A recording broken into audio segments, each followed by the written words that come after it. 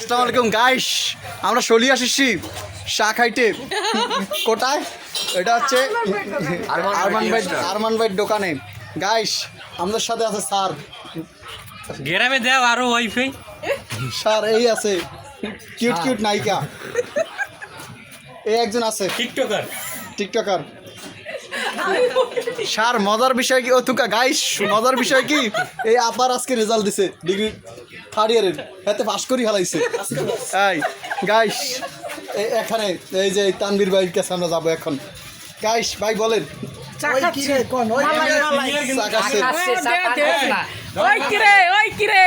মধু মধু মধু রসমালাই এটা কোন হানে গাইস?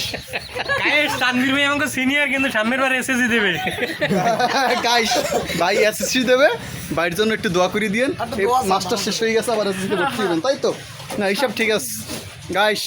এই যে সব চাকর একখানে গাইস। ধন্যবাদ সবাইকে।